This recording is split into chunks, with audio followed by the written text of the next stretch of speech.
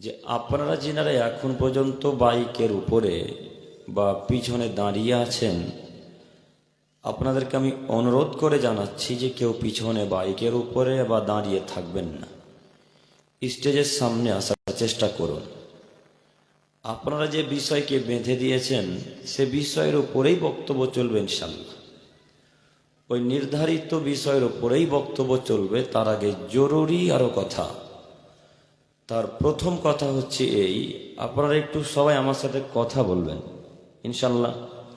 ইনশাল্লাহ এখন আপনারা সকলেই বসে আছেন, খুব সুন্দর লাগছে আলহামদুলিল্লাহ। তো ওই লাইনের ওই জায়গাটা দেখুন ফাঁকা হয়ে পড়ে আছে, আছে কি? আছে। ওই জায়গাটা ফাঁকা রেখে পিছনে কিছু মুরব্বী সাহেব আর যুবক ভাইরা বসে আছে। আচ্ছা আপনারা বলুন দেখি, যখন সলাতে দাঁড়ানোর চেষ্টা করেন তখন প্রথম কাতারকে ফাঁকা রেখে পিছনে দাঁড়ান না সামনের কাতার আগে পরিপূর্ণ করেন? সামনের কাতার পরিপূর্ণ করার পর পিছনে দাঁড়ানোর চেষ্টা করেন। আর সামনের কাতারে যারা পরিপূর্ণ করে দাঁড়ালো তারা শিক্ষিত মানুষ। তারা কারা? কথা বলেন। তারা হলো শিক্ষিত মানুষ। সামনের কাতারকে ফাঁকা রেখে পিছনে যারা দাঁড়ায় তারা হলো অশিক্ষিত মানুষ। এটা 3 নম্বর শ্রেণীর হুজুরের কথা। আপনার হুজুর বলেছে পিছনে একজন দাঁড়াতে পাবে না। বক্তব্য শোনেননি মনে হয়। আপনার হুজুরের বাণী, আল্লাহর নবীর বাণী নয়।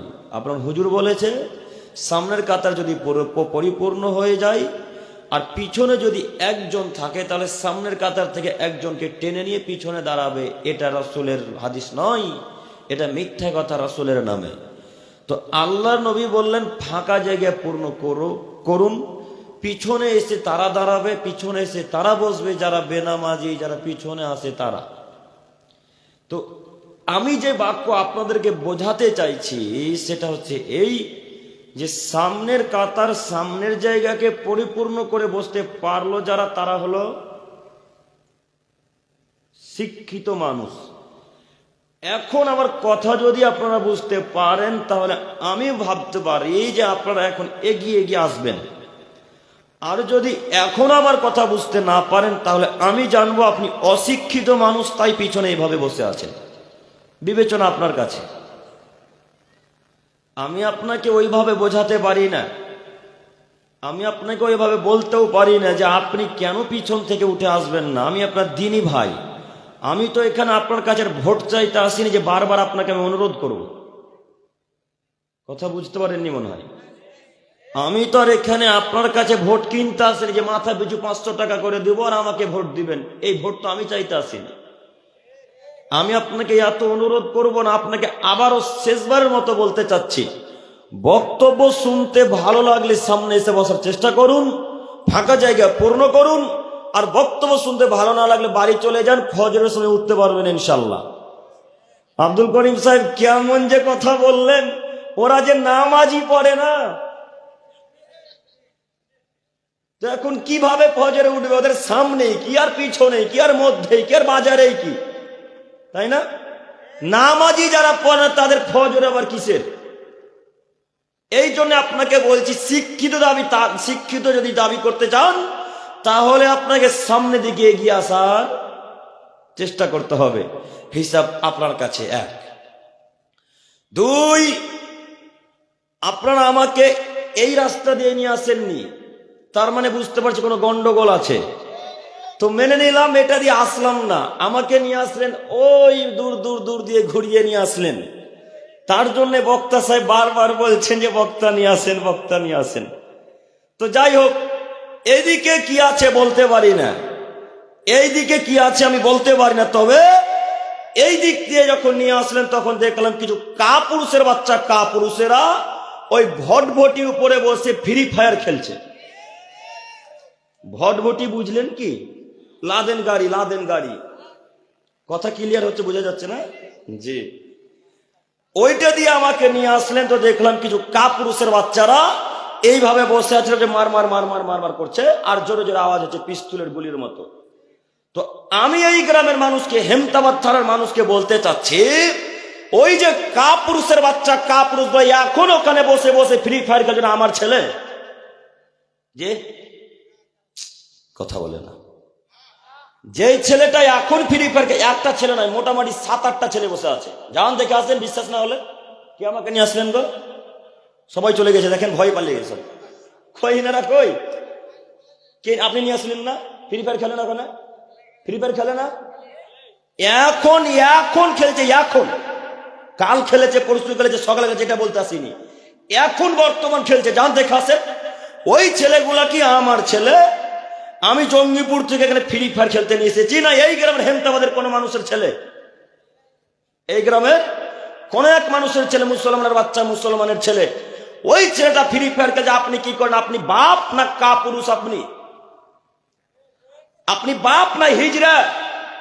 ছেলে ছেলে ফ্রি ফায়ার খেলে মানে? বেটা ফ্রি ফায়ার খেলছো, দাঁত ভেঙে দেবো একেবারে। ফ্রি ফায়ার তোর বাপের খেলা? ফ্রি ফায়ার ইহুদিদের খেলা, খ্রিস্টানদের খেলা। তুই কি মুসলমানের বাচ্চা নস? তুই কি হিন্দুদের ছেলে? তুই কি খ্রিস্টানদের ছেলে? তুই কি ইহুদিদের ছেলে? তোর মোবাইলে ফ্রি ফায়ার কেন? ফ্রি ফায়ার খেলবে হিন্দু, ফ্রি ফায়ার খেলবে খ্রিস্টান, ফ্রি ফায়ার খেলবে ইহুদি, ফ্রি ফায়ার খেলবে অন্য জাতি।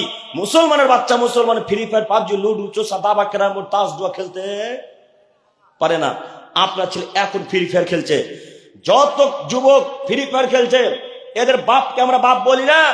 এই জন্য আমাদের নবী আজ থেকে 1450 বছর পূর্বে বলেছেন, ইয়া মাসারাস সাবাব মান ইস্তাতা মিনকুমুল বাত ফালিয়াতাজাওয়াজ। হে আদমের ছেলেরা, তোমরা শোনো, যদি ক্ষমতা হয় তো বিবাহ করিও, ক্ষমতা না হলে বিবাহ করো না। আমাদের নবী 1450 বছর পূর্বে বলে গেছেন।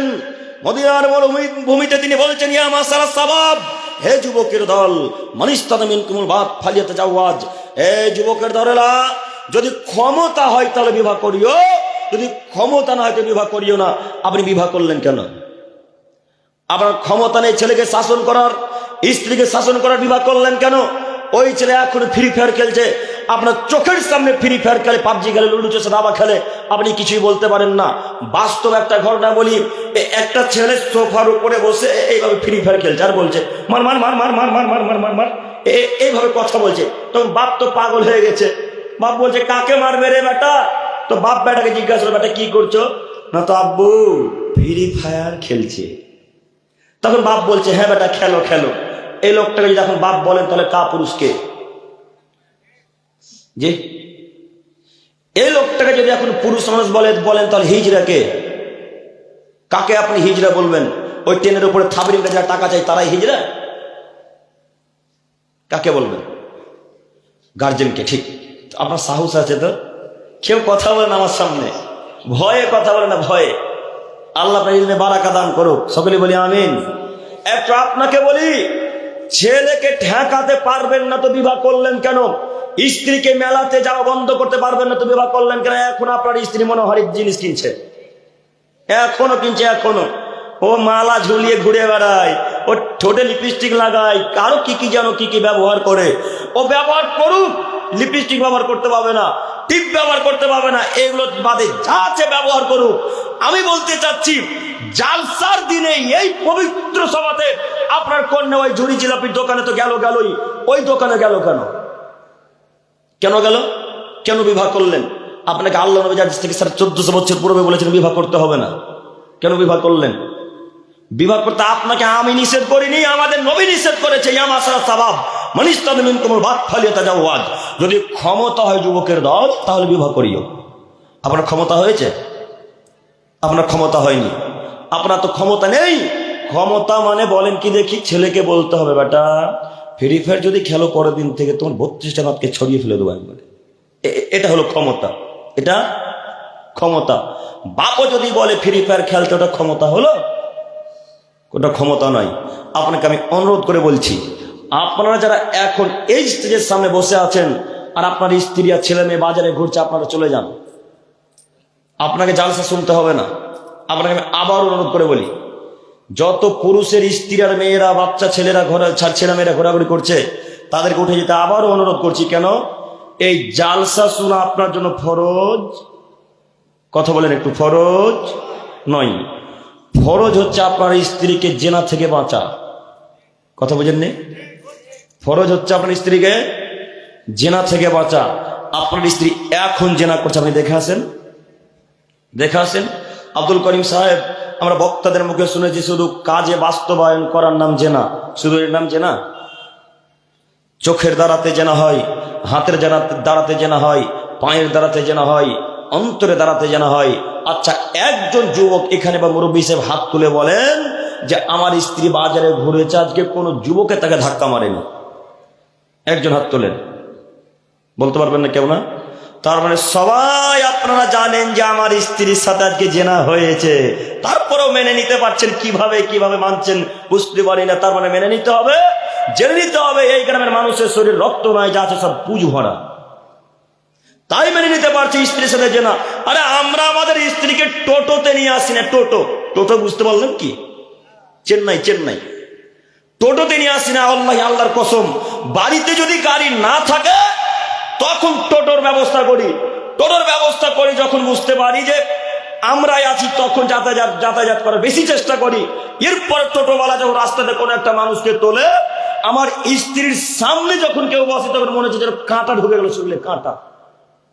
ওকে এখনো টাচ করেনি কেউ, মনে হচ্ছে শরীরে কাঁটা এপার ওপার হয়ে গেল। আমার স্ত্রীর সামনে বসে এত খারাপ লাগে।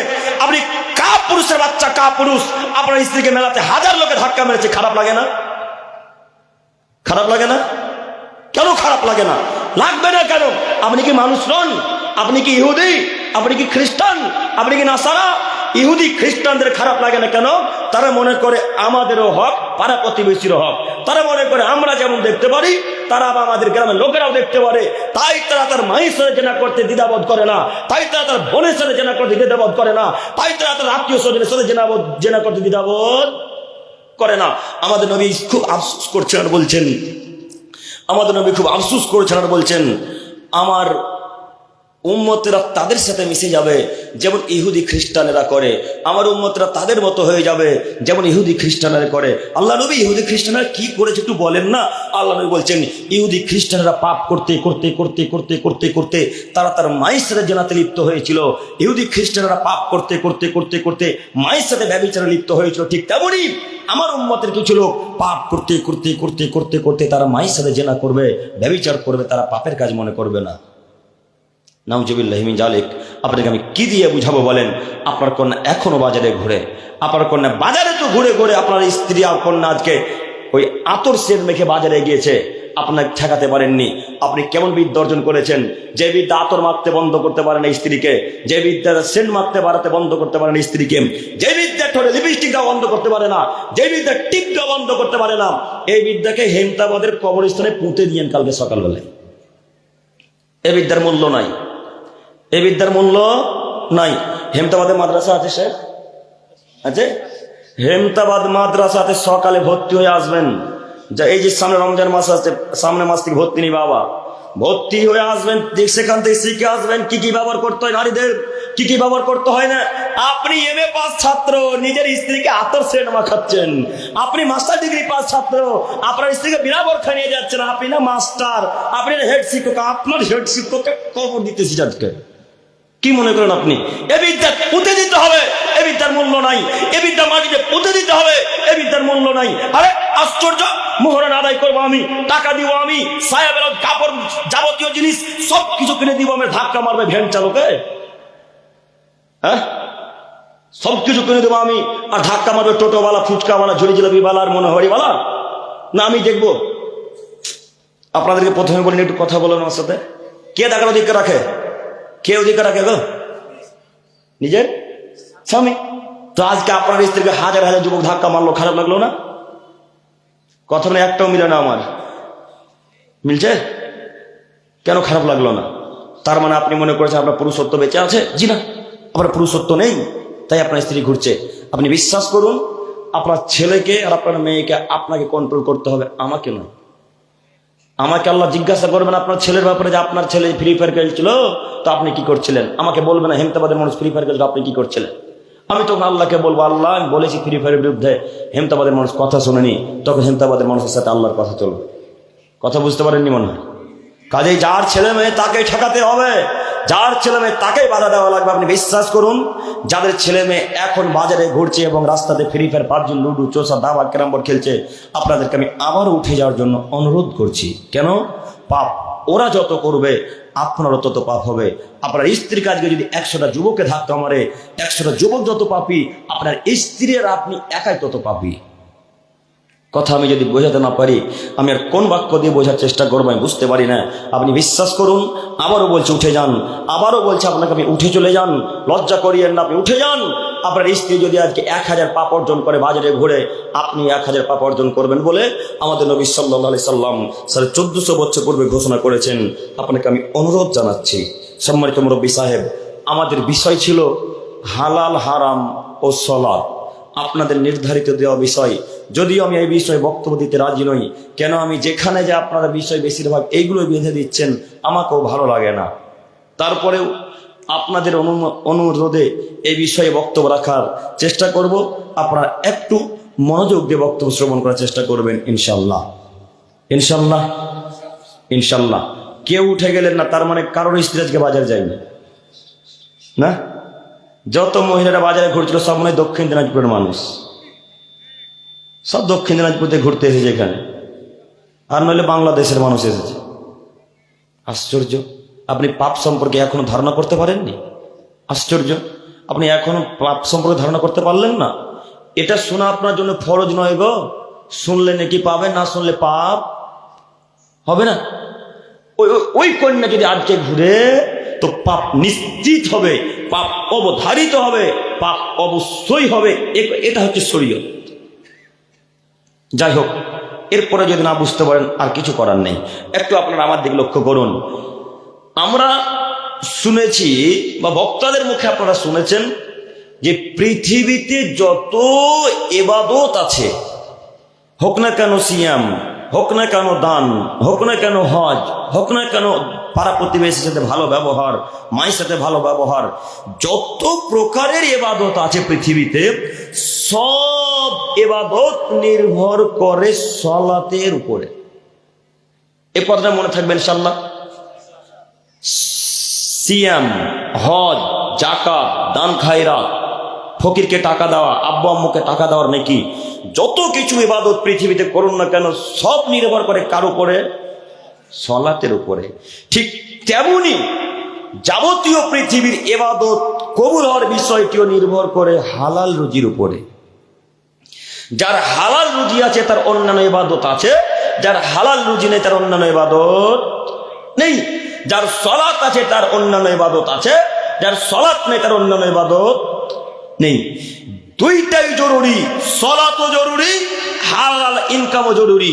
সালাতও জরুরি, হালাল ইনকামও জরুরি। কিন্তু কিভাবে আপনাকে আমি বোঝাবো হালাল ইনকাম কোনটা, কিভাবে আপনাকে বোঝাবো হারাম ইনকাম কোনটা? আপনাকে আমি বোঝাতেই পারলাম না যে টিকিট কাটা হারাম। আপনাকে আমি আজ বুঝাতেই পারি না যে টিকিট কাটা হারাম। একটু আপনাকে দেখাই, আমাদের নবী সাল্লাল্লাহু আলাইহি সাল্লাম বললেন, লাউ ইয়ালামুন নাসু মা ফি নিদায়া সাফিল আউয়াল। এ আদমের ছেলে মেয়েরা তোমরা শোনো, যদি তোমরা জানতে সালাতের আউয়াল কাতারে, সালাতের প্রথম কাতারে দাঁড়ানোতে কত নেকি আছে, তাহলে আদমের ছেলেরা টিকিট করতো, টিকিট। আব্দুল করিম সাহেব, আপনি অন্যান্য বক্তব্যতে বলেছেন টিকিট কাটা হারাম, টিকিট কাটা হারাম। আজকে বলছেন আল্লাহ নবী বলেছেন মানুষ যদি জানতো সালাতের প্রথম কাতারে দাঁড়ানোতে কত নেকি আছে তাহলে মানুষ টিকিট করত। আপনার কথা দুই রকম হয়ে গেল না? জি, কথা দুই রকম হয়েছে, কথা ঠিক, কিন্তু কথার ভিত্তি হচ্ছে এতটুকু, যে টিকিটে টাকার হার জিত নেই সে টিকিট কাটা জায়েজ, যেই টিকিটে টাকার হার জিত নেই সেই টিকিট কাটা জায়েজ। ওই টিকিট কাটা জায়েজ নয় যে টিকিট হেমতাবাদ বাস স্ট্যান্ডে বিক্রি হচ্ছে, ওই টিকিট কাটা হারাম। এবার আপনাকে বলি, আপনার বাপ টিকিট বিক্রি করে, আমার বাপ নয়। আপনাকে আমি দেখাচ্ছি যারা টিকিট বিক্রি করে তারা জান্নাতে যাবে কিনা, তাদের ইবাদত কবুল হবে কিনা। আব্দুল্লাহ ইবনে ওমর রাদিয়াল্লাহু তাআলা আনহু থেকে বর্ণিত, তিনি বলেন রাসূল সাল্লাল্লাহু আলাইহি সাল্লাম বলেছেন, লা ইয়াদখুলুল জান্নাতা আকুন, পিতামাতার অবাধ্যকারী ছেলে মেয়ে জান্নাতে যাবে না।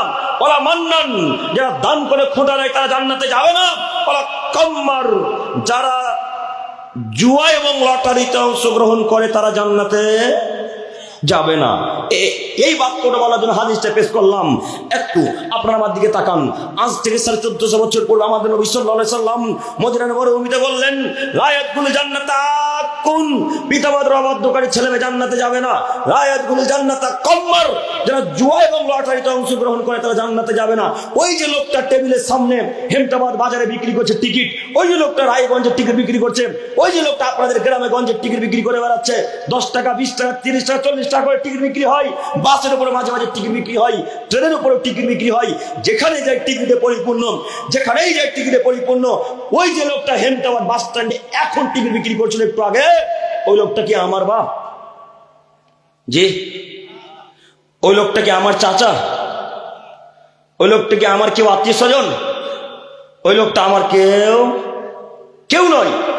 ওই লোকটা এই হেমতাবাদ এই গ্রামের কোন এক পরিবারের হয় বাপ, নইলে চাচা, নইলে খালু, নইলে আত্মীয় স্বজন, কেউ না কেউ হবে, তাই না? কেউ না কেউ হবে। আমি সব আত্মীয় স্বজনকে বাদ দিয়ে ওই যুবককে বলছি, যে যুবকের বাপ টিকিট বিক্রি করে, এই যুবক ভাই একটু তাকান, আপনাকে বলছি, ও আমার যুবক ভাই আপনাকে বলছি, আপনি একটু তাকান। ওই যে আপনার বাপ টিকিট বিক্রি করছে, আপনি কি করছেন? ওই যে আপনার বাপ টিকিট বিক্রি করছে, আপনি কি করলেন? বলতে পারলেন না, আব্বু টিকিট বিক্রি করবো না, আব্বু টিকিট বিক্রি করে রোজ মাংস ভাত দিয়ে ভাত খাই, আমরা টিকিট বিক্রি না করে আলু ভর্তা দিয়ে ভাত খাবো তবু শিকার, কিন্তু টিকিট বিক্রি করে বা মাছ মাংস দিয়ে ভাত খাবো না। আব্বু শুনুন, আমাদের নবী বলেছেন, লা ইয়াদখুলু জান্নাতা কাম্মার, যারা জুয়া এবং লটারিতে অংশগ্রহণ করে তারা জান্নাতে যাবে না। আব্বু লটারি কাটা হারাম, লটারি ব্যবসা ইনকাম হারাম, লটারি কাজকর্ম করা হারাম, লটারিতে ঘর ভাড়া দেয় যারা তাদেরও ইনকাম হারাম। একটু বড় দুঃখ লাগে, যে লটারি কাটে তারাও মুসলিম, যে লটারি বিক্রি করে তারাও মুসলিম, যে লটারি ব্যবসা করে তারাও মুসলিম, যারা লটারির এজেন্সি তারাও মুসলিম, যে লোকটা ঘর ভাড়া দিয়েছে ওই লোকটাও মুসলিম। এই মুসলমানের বাচ্চা মুসলমানকে ইহুদি খ্রিস্টানরা কচু কাটা করে কেটে নদীতে ভাসাবে না তো সাঁওতালকে কাটবে? জি, কাকে কাটবে? একেই তো কাটবে। যুবক তুমি শোনো, তোমার বাপের ব্যবসা হারাম, তোমার বাপের টিকিটের ব্যবসা হারাম, তোমার বাপের টিকিটের ব্যবসা হারাম। এমন কোন মায়ের বেটা উত্তর দিনাজপুরে বসবাস করে যে বলবে আমার সামনে এসে টিকিটের ব্যবস্থা হালাল, ওকে যদি হাদিস কোরআন দিয়ে খবর না দিয়ে মাঠে, তো আমি আব্দুল করিম ইসলাম জাতির সামনে কথাই বলবো না ইনশাল্লাহ। টিকিটের ব্যবস্থা হারাম, টিকিটের ব্যবস্থা হারাম, টিকিটের ব্যবস্থা হারাম। যে কাটবে তারও ইনকাম হারাম, যে ব্যবসা করবে তারও ইনকাম হারাম, যে টিকিট ক্রয় করবে তারও টাকা হারাম। বিশ্বাস করুন, এই টাকা যদি পান আর ওই টাকা দিয়ে যদি কোনো চাল ডাল শাকসবজি ভাত কিছু কিনে খান, ওই ভাত খেয়ে আল্লাহকে যদি ডাকেন তো এই ডাক আল্লাহ সারা দিবেন না। ওই যে এই জন্য আপনি 5 ওয়াক্ত সালাত আদায় করেন কিন্তু আল্লাহ দোয়া কবুল করে না। বুঝতে পারেননি কেন করে না? জুব্বাটা যে হারামের টাকার, যে টুপির উপরে আল্লাহকে ডাকছেন ওই টুপিটা যে হারামের টাকা, তো কিভাবে আল্লাহ ডাকে সারা দিবে? কথা বুঝতে পারি না মনে হয়। একটু আপনাকে আরো ক্লিয়ার করে বুঝাই। 2:30 3টার দিকে উঠে তাহাজ্জুদের টাইমে উঠেছেন। তাহাজ্জুদের টাইমে আপনাদের বক্তব্য আমরা বলেছি, আল্লাহ নবী বলেছেন যে সব থেকে দোয়া কবুলের মূল্যবান সময় হচ্ছে তাহাজ্জুদের ওয়াক্ত, ফজরের কিছুক্ষণ আগে। এই দোয়া আল্লাহ কবুল করবে বলে আমাদের নবী সাল্লাল্লাহু আলাইহি সাল্লাম ঘোষণা করেছেন। হাদিস একেবারে সত্য। আপনাকে এবার বলি, এই আশাতে আমাদের কথা শুনে আপনি 2:30 3টা 4টার সময় উঠে ফজরের কিছুক্ষণ আগে আল্লাহকে ডাকতে শুরু করেছেন। ডাকতে এক পর্যায়ে আল্লাহকে বলছেন, আল্লাহ আমার টাকাতে তুমি বরকত দান করো, আল্লাহ আমার ছেলে মেয়ে কথা শোনে না, আল্লাহ তোমার ছেলে মেয়েকে কথা শোনার তৌফিক দান করো, আল্লাহ তুমি আমার ব্যবসাতে বরকত দান করো। এইভাবে যা যা মনে আসছে আপনার তাই ভাবে বলছেন, আল্লাহকে ডাকছেন। তখন আল্লাহ তাআলা এক পর্যায়ে বলবেন, ও মুরব্বি সাহেব চাদরটা খুলে ফেলো, তাহলে আমি কবুল করবো দোয়া। কেন? চাদরটা যে হারামের টাকা। ও আব্দুল করিম সাহেব ওই পাঞ্জাবিটা খুলে ফেলো, তাহলে আমি আল্লাহ তাআলা এই দোয়া কবুল করব।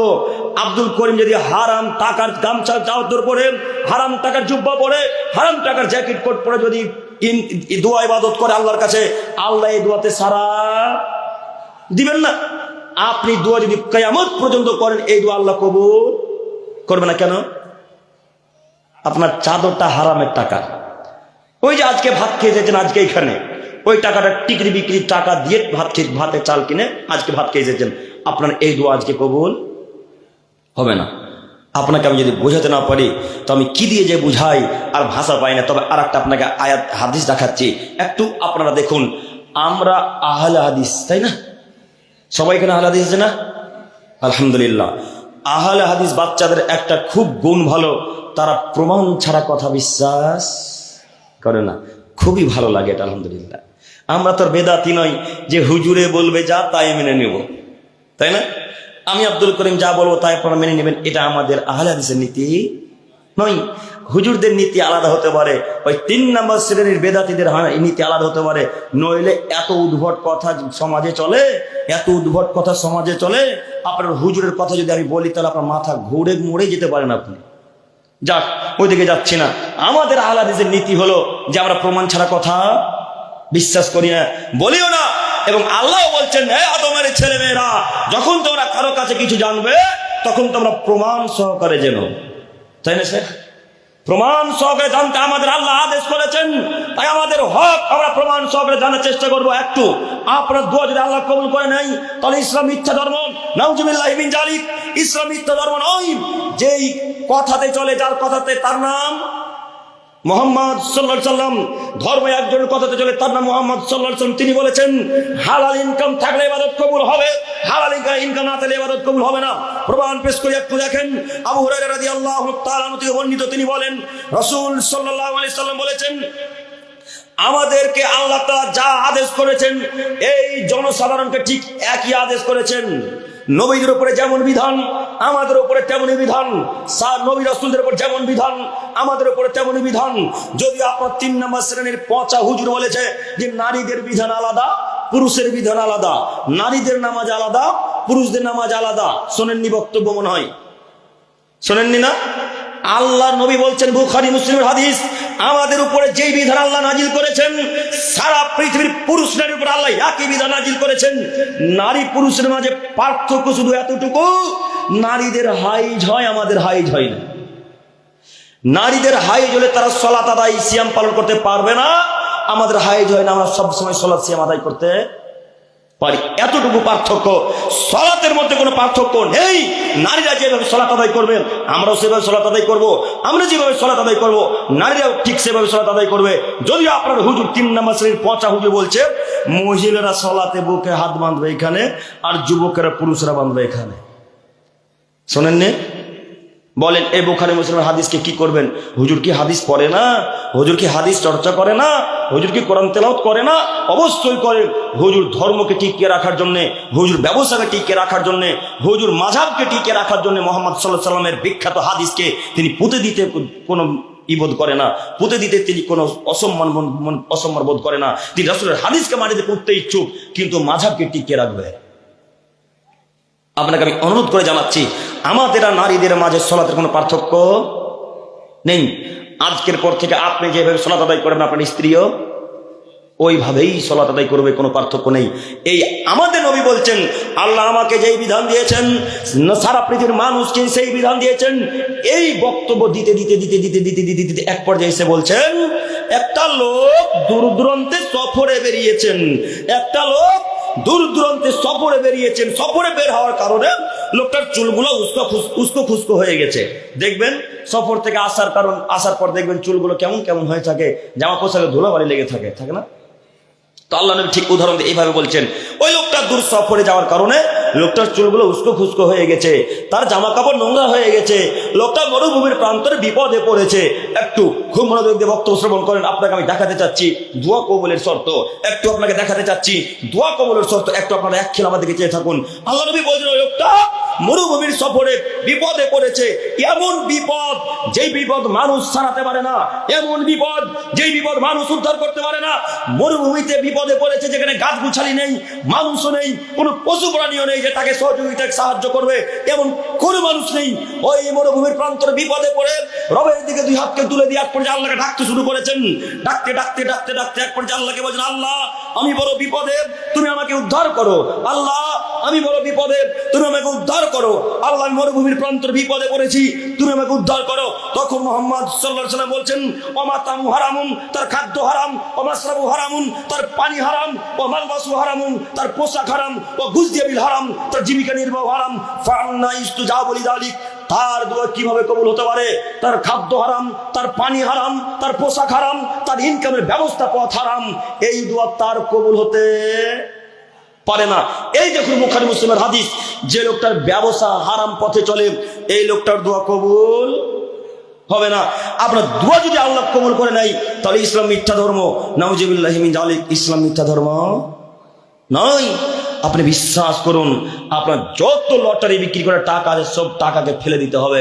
আব্দুল করিম সাহেব ফেলতে পারি না, আচ্ছা ফেলতে হবে না, আপনি আজকে তওবা করেন।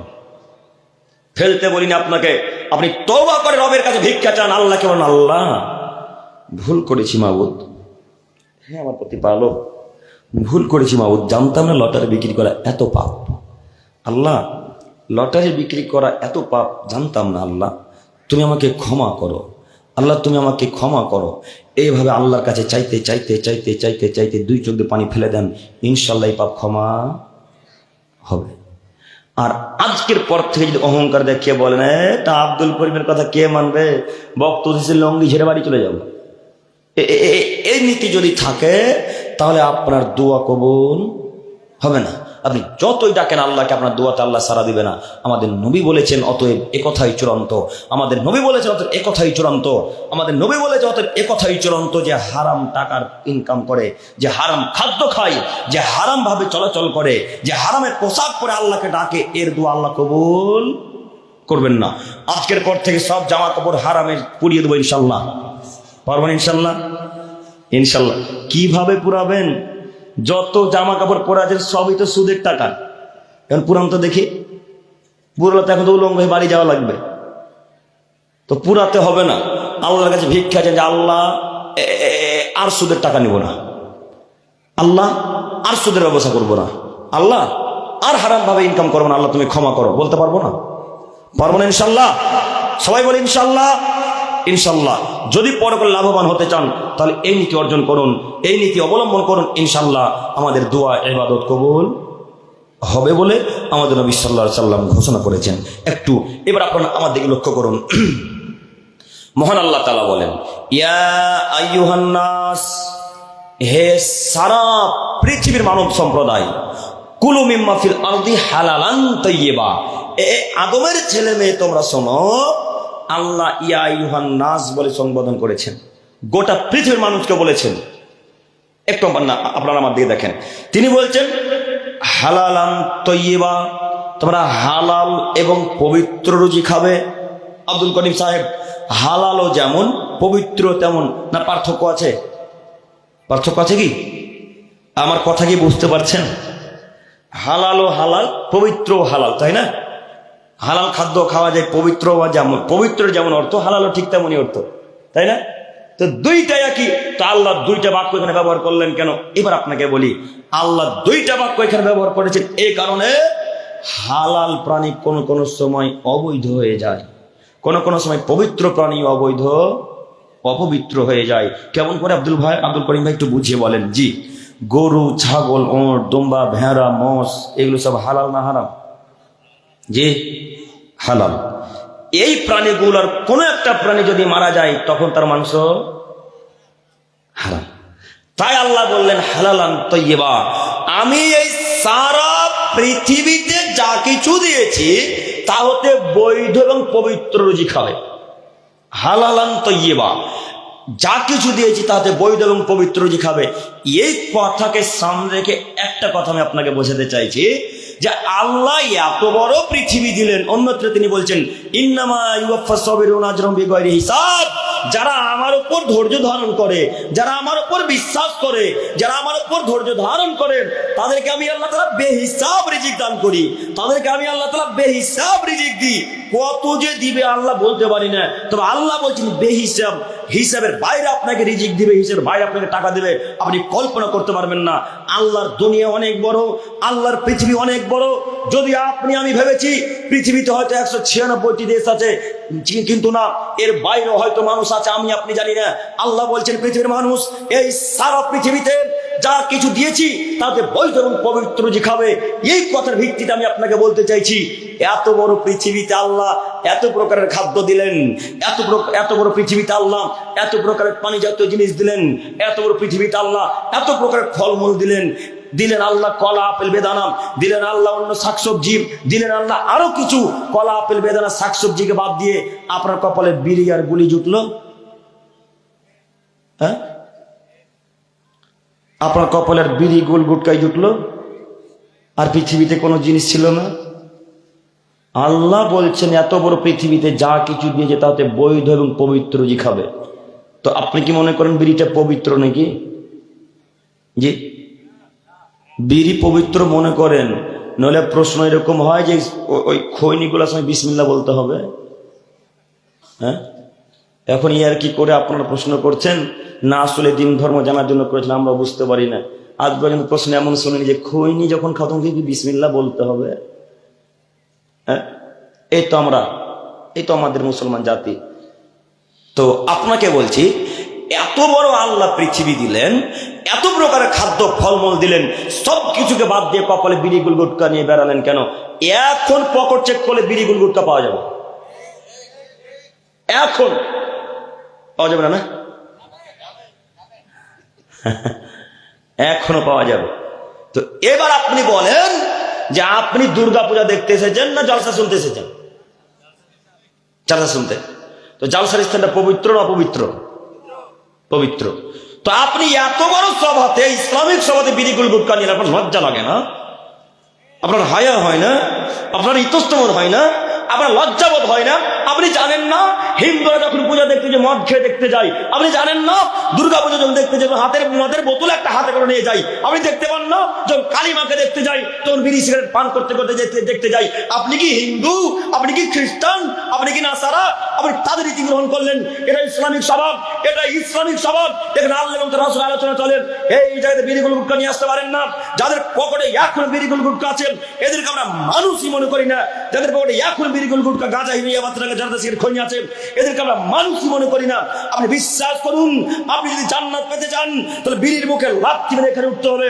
আপনি যদি জান্নাত পেতে চান গুটকার মুখে লাথি মারতে হবে। আপনি যদি জান্নাত পেতে চান তাহলে গুলের মুখে এখানে লাথি মেরে উঠতে হবে। ইনশাল্লাহ পারবো না? ইনশাল্লাহ, ইনশাল্লাহ তো এইটুকুতে আওয়াজ আসবে আমি জানি। ইনশাল্লাহ পারবো না?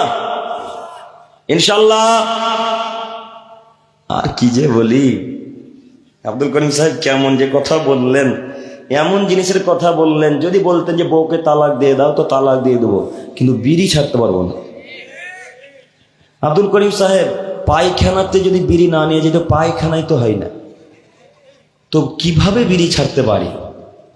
আব্দুল করিম সাহেব অজু করার পূর্বে গোল না হলে তো অজুটা মানাই না, কেমন কেমন নাড়া নাড়া লাগে। তাই তো আপনি উজু করতে যাচ্ছেন না, মাজতে মাজতে মাজতে মাজতে মাজতে মাজতে মসজিদের প্রান্তরে গিয়ে যখন মসজিদে ঢুকছেন, অজুখানে ঢুকছেন, তখন গোলটাকে ফেলে দিয়ে উজু করে বাড়িতে মসজিদে ঢুকে। এই তো আমরা মুসলমান। এমন একটা আয়াত, এমন একটা হাদিস, এমন একটা নুসখা পেশ করেন যে এই গোল গুটকা ইয়াবা তিরঙ্গা জর্দা সিগারেট গোল মধু এগুলো হালাল, এমন একটা পেশ করেন। যদি পেশ করতে পারেন তাহলে আজকের পর থেকে বক্তব্য দেবেন ইনশাল্লাহ। ইনশাল্লাহ। আপনি তো আমার কথা মানতে চাইছেন না? না, আমি ছোট মানুষ না, আমার বয়স অতীব কম, আসলেই কম। তার জন্য মনে করেছেন এ ছেলেটা বক্তব্য দিতেছে, বক্তব্য দেওয়ার কাজ দিবে, আমরা বক্তব্য শুনে বাড়ি চলে যাব। এই নীতি আপনি বিশ্বাস করিয়েন না। আমি ছোট হতে পারি, আপনারা জানেন না। আচ্ছা একটা কথা বলি, পাকুর বক্তব্য দিতে গেছি তখন বয়স আরো কম, 2021 সালে বক্তব্য দিতে গেছি। তো বক্তব্য দিতে গিয়ে একটা আলেমি বলেন আর যেই হোক বলেন না কেন, বসে আছেন, তিনি বলছেন এই ছেলেটা বক্তব্য দিবে, এটা বলছে। তখন সভাপতি সাহেব আমাকে চেনে, সভাপতি সাহেব বলছে আকাশি মরিচ দেখেছেন? হ্যাঁ, আকাশি মরিচ চিনেন আপনারা? আজকে ভাতের সাথে দিয়েছিলেন গো ছোট ছোট মরিচ। আকাশি মরিচ দেখেছেন? ঝাল কত জানেন তো? তো বক্তব্যের বিষয় সেদিন ছিল নেশাদার দ্রব্য। আর যে বলছে এই ছেলেটা বক্তব্য দেবে, লোকটা নিজেই গোল আর পান খায়। তো বক্তব্যের গতি এইভাবে চলে আমার প্রথম থেকেই। আপনি বিশ্বাস করুন, এইভাবে চলাচল করে জান্নাত কেনার চেষ্টা করিয়েন না। ছোট হতে পারি ইনশাল্লাহ, হাদিস কোরআন ভুল বলার চেষ্টা করি, তবে আমিও মানুষ, ভুল হতে পারে। ভুল হলে ধরিয়ে দিবেন, ইনশাল্লাহ মেনে নেব। ভুল হলে ধরিয়ে দিবেন, ইনশাল্লাহ মেনে নেব, অপমানের কিছু নেই। মানুষ মাত্রই ভুল হবে, তাই না? আমাদেরই তো ভুল হবে না, ফেরেশতারা করবে? আমরাই ভুল করবো, ফেরেশতারা করবে না।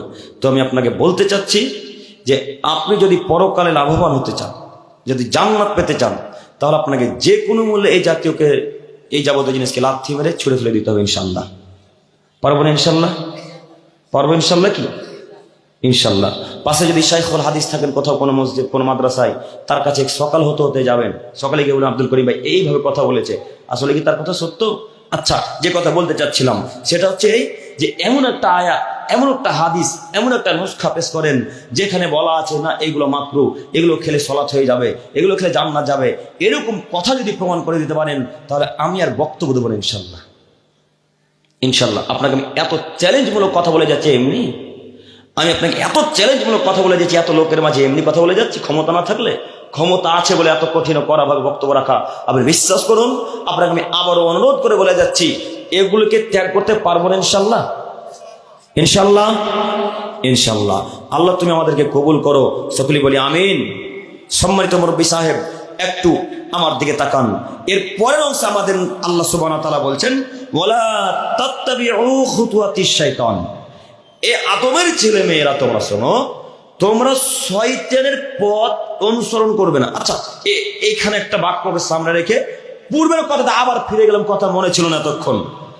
আপনারা বিড়ি খান, বিড়ি খাওয়া হারাম এটা জেনেছেন, কিন্তু আপনারা মনে করেছেন দোকানে বিড়ি বিক্রি করা হালাল, তাই না? তাই তো প্রায় দোকানে বিড়ি থাকে, প্রায় দোকানে জর্দা থাকে, প্রায় দোকানে মধু থাকে। মধু, মধু কি মৌমাছির মধু? কোন মধু? গুটকা মধু। বুঝতে পেরেছেন আপনারা? যদি এই মধু পশ্চিমবাংলায় কম বিক্রি হয়, ঝাড়খণ্ডে বেশি বিক্রি হয়।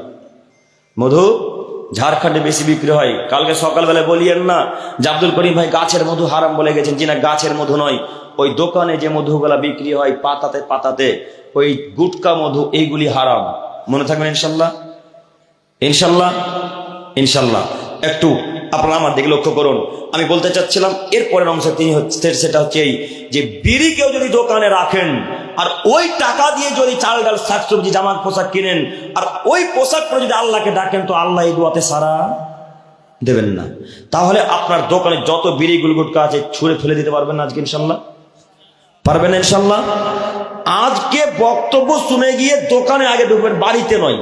আগে দোকানে প্রবেশ করবেন, দোকানে প্রবেশ করে যত বিড়ি গুল গুটকা এই যাবতীয় হারাম খাদ্য বিক্রয় করছিলেন, এগুলোকে এক জায়গায় ফেলে লাথি মারবেন আর বলবেন, তোর মুখে লাথি মারি, তোর মুখে লাথি মারি, তোর মুখে লাথি মারি। বেঁচে থাকা অবস্থায় তুই আমার দোকানে কোনোদিন উঠার সুযোগ আর পাবি না। বলতে পারবেন ইনশাল্লাহ ইনশাল্লাহ। একটা কথা মাথায় রাখবেন, আলু, শাক, সবজি, পেঁয়াজ, রসুন বিক্রি করেছেন 99 টাকা। কত টাকার? 99 টাকার হালাল খাদ্য বিক্রি করেছেন, হালাল জামা কাপড় বিক্রি করেছেন, হালাল যাবতীয় জিনিস বিক্রি করেছেন। 1 টাকার হারাম খাদ্য বিক্রি করেছেন। 99 একে কত হলো? 100। এই 99 টাকার মধ্যে 1 টাকা হারাম খাদ্যের টাকা মিশিয়ে দিয়েছেন, হারাম উপরের টাকা মিশিয়ে দিয়েছেন। এখন 100 টাকাটা, জোরে বলেন, 100 টাকাটা এখন পরিপূর্ণ হারাম। ওই চাচাদের কথাকে বিশ্বাস করে নিতে হবে। চাচা মায়েরা বলতো, যদি 1 বালতি দুধে 1 ফোঁটা গরুর পেচ্ছাপ পড়ে যায়, তাহলে দুধটা ভালো থাকে না, দুধটা নষ্ট হয়ে যায়। ঠিক তেমনই 99 টাকার মাঝে 1 টাকা যদি হালাল টাকা মিলিয়ে 100 হারাম টাকা মিলিয়ে 100 টাকা করেন, তাহলে ওই 100 টাকাটা হারাম হয়ে যাবে। এ কথাই চূড়ান্ত। আপনাকে আমি আবার অনুরোধ জানাচ্ছি, সম্মানিত মা বোন, বিড়ি বাঁধবেন না। যদি উত্তর দিনাজপুরে বিড়ি আশা করি বাঁধে না মায়েরা, তাই না? আলহামদুলিল্লাহ, এটা শুনে আমাকে খুব ভালো লাগে। আমাদের মুর্শিদাবাদ, আমাদের দিকে ঝাড়খণ্ড, আমাদের এই মুর্শিদাবাদ, মালদাতে মনে খুব বিড়ি কম বাঁধে, তাই না? যত বেশি বিড়ি বাঁধে আমাদের মুর্শিদাবাদ, ধুলিয়ান, জঙ্গিপুর আর ওই শামসিতে বাঁধে। জি, জানতাম না শামসির কথা। শামসি, তারপরে ওই আমাদের এদিকে বীরভূম, এদিকে যত যাবেন শুধু বিড়ি আর বিড়ি, বিড়ি আর বিড়ি, বিড়ি আর বিড়ি। সব মনে করেছে সব হালাল ব্যবসা। তাই আপনাকে অনুরোধ করে জানাচ্ছি, সম্মানিত মা বোন, যদিও বিড়ি বাঁধতে না জানেন, কোনোদিন বাঁধার চেষ্টাও করবেন না ইনশাল্লাহ। আর যুবক ভাই, আপনাদের যাদের মুদিখানা দোকান আছে, বিশেষ করে যারা বিড়ি গুটখা বিক্রি করছিলেন, আজকের পর থেকে আর বিক্রি হয় করবো না ইনশাল্লাহ। এমন একটা মুদিখানা দোকান বলে হাত তুলে বলেন দেখি, আজকে বিড়িকে ভেঙে চুরচার করে দেবো ইনশাল্লাহ, আর বিক্রি করবো না ইনশাল্লাহ। কারণ এখানে মুদিখানা দোকান নাই না? আছে কি?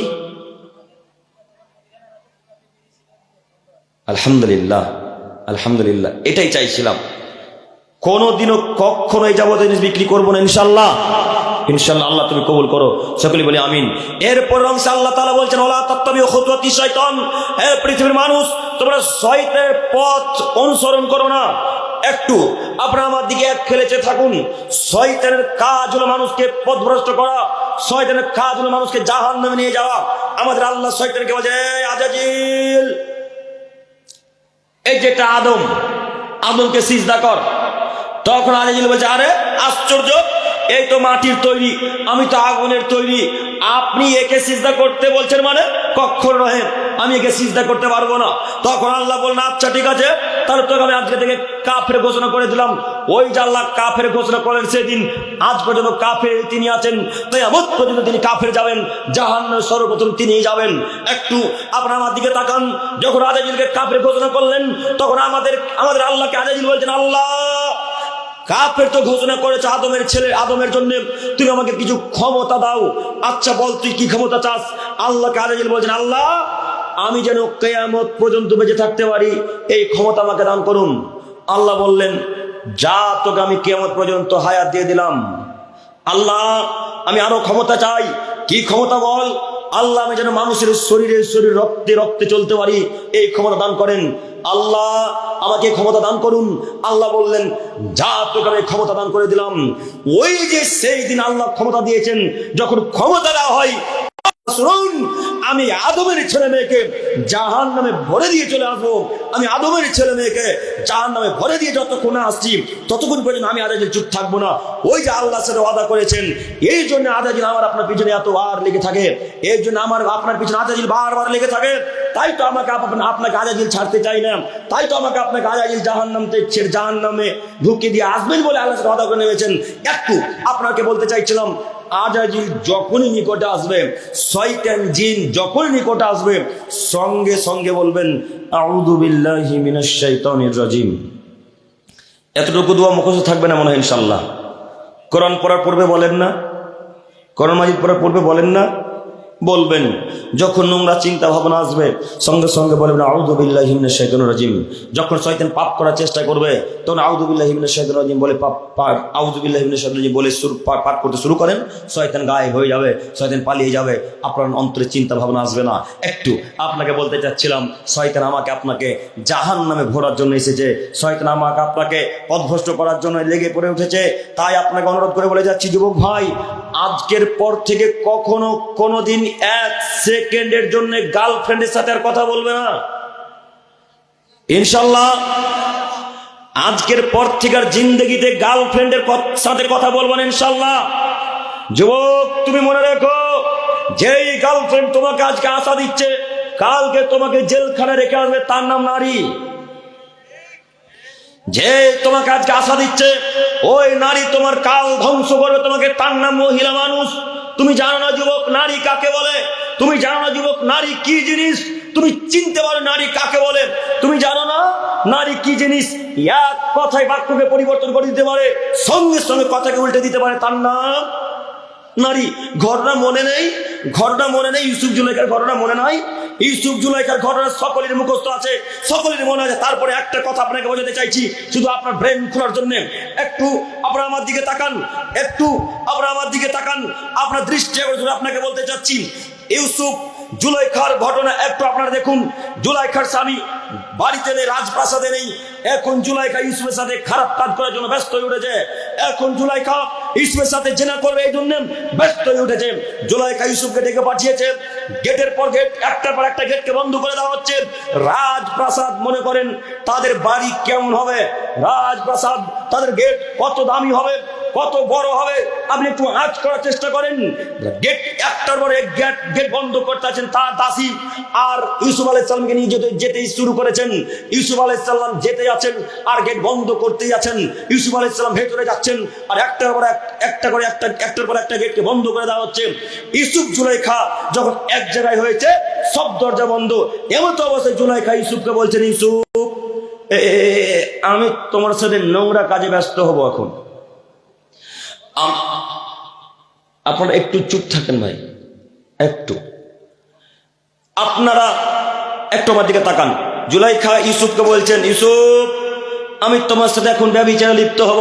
তখন ইউসুফ আলাইহিস সালাম বললেন, মাআজাল্লাহ, হে জুলাইখা শোনো, আমি আল্লাহকে ভয় করি, কখনো নয় আমি এই কাজ করতে পারি না, আমি এই নোংরা কাজে লিপ্ত হতে পারি না। ইউসুফ আলাইহিস সালাম দৌড় মারলেন। ইউসুফ আগে আগে দৌড়াই, জুলাইখা পিছন পিছন দৌড়াই। দরজা অটোমেটিক একা একাই খুলে যাচ্ছে। বিশাল গেট একা একাই খুলে যাচ্ছে। ইউসুফ আগে আগে দৌড়াই, জুলাইখা পিছন পিছন দৌড়াই। শেষ দরজা খুলবে এমন অবস্থায় জুলাইখার স্বামী যেমন শেষ দরজা খুলেছে, জুলাইখা তার স্বামীকে দেখে বলছে, এই যে দেখুন দেখুন দেখুন দেখুন দেখুন, এতদিন দুধ গোলা দিয়ে কালসা পুষেছেন। এই কথা জুলাইখা তার স্বামীকে বলছেন, এই যে দেখুন না, এতদিন দুধ গোলা দিয়ে কালসা পুষেছেন, এই যে আপনি ছিলেন না তার সুযোগ নিয়ে আমার সাথে ইউসুফ জেনা করার জন্য ব্যস্ত উঠেছিল। আচ্ছা বলেন তো দেখি এতক্ষণ কে ব্যস্ত ছিল? কে? কথা বলতে ভয় লাগছে না? কে? জুলাইখা। জেলখানায় পাঠালো তাকে কি? ইউসুফকে জেলখানায় পাঠানো হয়নি? ইউসুফ আলাইহিস সালামকে পাঠানো হয়নি তো? না বলছেন যে ইউসুফ আলাইহিস সালামকে জেলখানায় পাঠানো হলো। তার নাম নারী, তার নাম নারী। সঙ্গে সঙ্গে বাক্যকে উল্টে দিতে পারে, তার নাম নারী। সঙ্গে সঙ্গে হিতকে বিপরীত করে দিতে পারে, তালকে তিল করতে পারে, তার নাম মহিলা মানুষ। আল্লাহ বলছেন, শয়তানের চক্রান্ত তো কঠিনই। আরে শয়তানের চক্রান্ত তো খুব কঠিনই। তার থেকে লক্ষ কোটি বেশি চক্রান্ত কঠিন হচ্ছে নারীদের চক্রান্ত। নারীদের কাছে আজাজিল হার মেনে যায়, নারীদের কাছে আজাজিল হার মেনে যায়। তার নাম শয়তান আজাজিল। আজাজিলের মতো পরিকল্পনা কেউ করতে পারে না, শয়তানের মতো পরিকল্পনা করতে পারে না। যদি করতে পারে এক শ্রেণীর জাতি, তারা নারী জাতি। নারী শয়তানকে হারাতে পারে। তাই আপনাকে বলি, নারী পাল্লায় পড়বেন না। আপনি বিশ্বাস করুন, সঙ্গে সঙ্গে কথাকে পরিবর্তন করে দেবে, তার নাম মহিলা মানুষ। ওই যে আপনাকে বলি, আপনার কথা একটু আমি একটা নকল করতে চাচ্ছি। এই উত্তর দিনাজপুরে কি পার্ক আছে কোথাও? কোথায় পার্ক আছে? নম্বর একটা বলেন। রায়গঞ্জ পার্ক। কি একটা নাম বলেন? রায়গঞ্জ পার্ক। রায়গঞ্জ পার্ক। একটু কলেজে গেছে, কলেজ বা স্কুল বা যে কোনো জায়গাতে গিয়ে আপনি আপনার গার্লফ্রেন্ডকে রায়গঞ্জ পার্কে ঘুরতে নিয়ে গেছেন। খুব মনোযোগ দিয়ে বক্তব্য শ্রবণ করেন, হাসবেন না, একটু আমার দিকে দেখেন। রায়গঞ্জ পার্কে আপনার গার্লফ্রেন্ডকে নিয়ে চলে গেছেন। তো রায়গঞ্জ পার্কে যে গেছেন, তো আপনি কি নিজের জোর করাকে নিয়ে গেছেন না ও আপনার খুশিতে গেছে আপনার সাথে? আপনি ডেকেছেন, খুশি হয়ে আপনার সাথে চলে গেছে। তো ওইখানে ওই মহিলাটার বাপের সাথে দেখা বা তার ভাইয়ের সাথে দেখা, যেমনই তার বাপের সাথে দেখা হয়েছে তেমনই বাক্যকে উল্টে দিয়ে বলছে, আব্বু আব্বু আব্বু আব্বু, এই যে দেখুন দেখুন, এই ছেলেটা আমাকে জোর করে পার্কে নিয়ে এসেছে। এ কথা বলতে পারে না নারী? এ কথা বলতে পারে না? এই কথা সঙ্গে সঙ্গে পরিবর্তন করতে পারে। যুবক, তোমার মাথায় গোবর ভরা আছে, তুমি বলছো অমুককে ছাড়া বাঁচবো না, অমুককে ছাড়া মরে যাব, অমুক না হলে আত্মহত্যা করবো, অমুক না হলে গলায় দড়ি দেবো। তোমার মাথায় গোবর আছে, গোবর। তুমি মরে দেখো যুবক, আজকে যদি তুমি মারা যাও, কালকে আরেকটা বয়ফ্রেন্ড খুঁজে নিয়ে বেড়াবে, তার নাম মহিলা মানুষ। কেন তুমি তার জন্য মরবে? কেন তুমি তার জন্য মরবে? তুমি চেনো না মহিলাকে? তুমি কেন তার জন্য কান্নাকাটি করবে? পুরুষ তুমি একাই চলতেছি গো। তুমি নারীর পাল্লায় পড়ো না যুবক, তোমাকে আবার অনুরোধ করে যাচ্ছি, তুমি নারীর পাল্লায় পড়ো না। আজকে এখানে তওবা করে উঠবেন, কিয়ামত পর্যন্ত কোন নারীর সাথে গল্প করবো না ইনশাআল্লাহ। কিয়ামত পর্যন্ত কোন মহিলার সাথে আর প্রেমের গল্প করবো না ইনশাআল্লাহ। ইনশাআল্লাহ ইনশাআল্লাহ। আজকে এখন তওবা করলেন তো আর আজাজিলের মাথাতে কাজ করবে না। আর আজাজিলের মাথাতে কাজ করবে না। আজাজিল বারবার বলবে, এই ছেলেটা তওবা করে নিল, এই ছেলেটা তওবা করে নিল না, একে তো আমি জাহান্নামে দিব বলে আল্লাহর সাথে ওয়াদা করেছি, একে আমি কিভাবে জান্নাত যেতে দিতে পারি, একে আমি কিভাবে জান্নাতে পাঠাই। না, একে তো আবার প্রেমের সাথে লিপ্ত করাতে হবে। এই যে তওবা করে যুবক তুমি বিছানাতে চলে গেছো, তুমি যেমনই বিছানাতে যাবে তখনই তোমার কানের কাছে গিয়ে আজাজিল বলবে, আব্দুর রহমান একবার তোর গার্লফ্রেন্ডের সাথে কথা বল না, তোর জন্য অপেক্ষা করছে। আব্দুর রহমান তোর জন্য জেগে আছে রে, একবার ফোন কর। তখন আজাজিলের কথা শুনে আস্তে আস্তে আস্তে আস্তে আস্তে হাতটা ফোনের দিকে চলে যাচ্ছে। আজাজিল তো জাহান্নামে নিয়ে যাবে আপনাকে। এবার আমি আপনাকে বলছি, যখন ফোনের দিকে হাতটা চলে যাবে তখন লাফ দিয়ে বিছানা থেকে উঠে সঙ্গে সঙ্গে আউযু বিল্লাহি মিনাশ শাইতানির রাজিম পাঠ করার পর ওযু করবে সুন্দর করে। ওযু করে 2 রাকাত সালাত আদায় করে বলবেন, শয়তান তোর মুখে লাথি মারলাম, তোর মুখে লাথি মারলাম, এবং ওই নারীর মুখে লাথি মারলাম যার জন্য তুই আমার কাছে এসেছিস, ওই নারীকেও লাথি মারলাম। এ কথা বলতে পারবেন না ইনশাল্লাহ? আপনি বিশ্বাস করুন, আপনাকে আমি কি দিয়ে বুঝাই। জাতি ধ্বংস হয়েছে নারীদের কারণে, জাতি ধ্বংস হয়েছে নারীর কারণে, মানুষ ধ্বংস হয়েছে নারীদের কারণে। তাই আল্লাহ নবী বলছেন, ফাত্তাকু দুনিয়া ওয়াত্তাকু নিসা ফাইন্না আওয়ালা ফিতরাতি বানি ইসরাঈল কানাত ফিন নিসা। এই আদমের ছেলেমেয়ে শোনো, তোমরা দুনিয়া থেকে বেঁচে থাকো, নারী থেকে বেঁচে থাকো, টাকা থেকে বেঁচে থাকো, নারী থেকে বেঁচে থাকো। আর তাই আমি আপনাকে আবার অনুরোধ করে জানাচ্ছি, নারীর পাল্লে আজকে থেকে পড়বো না ইনশাল্লাহ। মনে থাকবে ইনশাল্লাহ? ইনশাল্লাহ আর গল্প করবো না। শয়তান আমাকে আপনাকে জাহান্নামে নিয়ে যাবে বলে একেবারে ক্ষেপে আছে, ব্যস্ত হয়ে আছে, আপনি বুঝতে পারেননি। এরপরের আয়াত আপনাকে দেখাই। মহান আল্লাহ তাআলা বলেন, ইয়া আইয়ুহাল্লাযীনা আমানু, হে ঈমানদার মানব সম্প্রদায়, কুলু মিম্মা ফিল আরদি হালালান তাইয়্যিবা, কুলু মিম্মা ফিল আরদি, ইয়া আইয়ুহাল্লাযীনা আমানু, হে ঈমানদারগণ, কুলু মিনাত তাইয়্যিবাত মা রাযাকনাকুম, না কি আছে? অশকুরিল্লাহি ওয়া কুনতুম ইয়াহু তা'বুদুন। হে আদমের ছেলে মেয়ে, তোমরা যারা ঈমান এনেছো, তোমাদেরকে বলছি তোমরা শোনো, এই পৃথিবীতে যা কিছু দিয়েছি তাহলে তোমরা পবিত্রজি খাও। অশকুরিল্লাহ, তোমরা আমার শুকরিয়া আদায় করো। ইউ কুনতুম ইয়াহু তা'বুদুন, এবং তোমরা যদি ইবাদত করে থাকো তাহলে আমার শুকরিয়া আদায় করো। জরুরি এখানে 2টি কথা। এক, আল্লাহ ইমানদার পুরুষ নারীকে বলছেন, আমার পৃথিবীতে যাতে পবিত্র রোজা আছে তা ভক্ষণ করো। 2, অশকুরুলিল্লাহ, আমার শুকরিয়া আদায় করো। 3, ইউ কুনতুম ইয়াহু তা'বুদুন, যদি তোমরা আমার ইবাদত করে থাকো তাহলে। অত্র আয়াতের শেষ বাক্যের বিবরণ দ্বারা বোঝা যাচ্ছে, যারা আল্লাহর ইবাদত করে তারাই শুধুমাত্র আল্লাহর শুকরিয়া আদায় করে, যারা আল্লাহর ইবাদত করে না তারা শুকরিয়া আদায় করে না। আব্দুল করিম সাহেব একটু বুঝিয়ে বলেন। জি, আপনাকে বুঝিয়ে বলছি, একটু আপনারা আমার দিকে তাকান। যে লোকটা 5 ওয়াক্ত সালাত আদায় করে না, যে লোকটা আল্লাহকে চিনে না, এই লোকটাকে জিজ্ঞাসা করেন যে চাচা আপনার সংসার কেমন চলছে? তখন চাচা চট করে এক বাক্যে উত্তরে বলবে, বলিস না রে বেটা, যেমন তেমন ভাবে সংসার চলছে, খুব একটা ভালো চলে না। কথা বলে না মনে হয়, বলে না? এই কথা ওই লোকটা বলে যে সালাত আদায় করে না।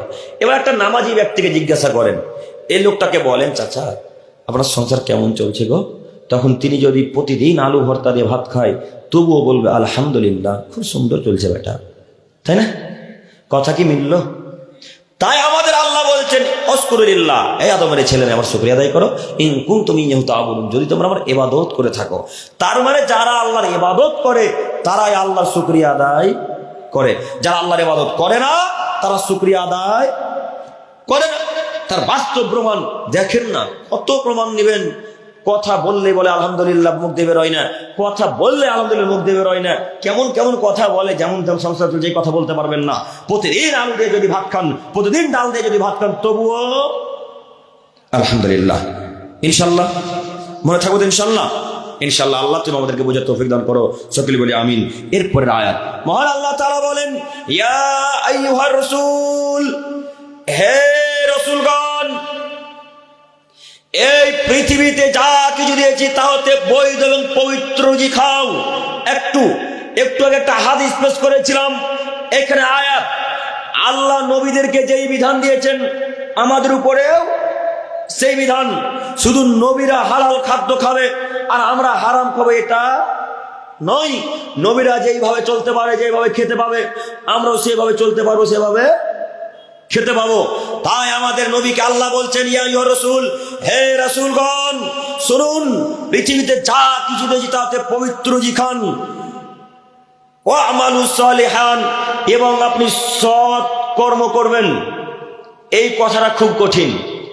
আমাদের নবীকে আল্লাহ বলছেন ওয়া আমালু সালিহা, এবং আপনি সৎ কর্ম করবেন, এবং কুনতুম ওয়া আমালু সালিহা, এবং তুমি সৎ কর্ম করবে। এখানে জরুরি একটি কথা, কর্ম অনেক প্রকারের হয়, কিন্তু সব কর্মই কি পবিত্র? সব কর্ম কি হালাল? অনেক ধরনের ইবাদত হয়, কিন্তু সব ইবাদতই কি রাসূলের ইবাদত? আল্লাহ তাআলা বললেন ও আমালু সালিহা, তুমি সৎকর্ম করবে।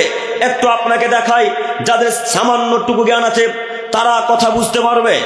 10 টাকা ফকিরকে দান করা, এটাও একটা আমল। আবার ওই 10 টাকা মাজারে লাল চাদরে দেওয়া, এটাও একটা আমল। দুইটার মধ্যে পার্থক্য আছে না নাই?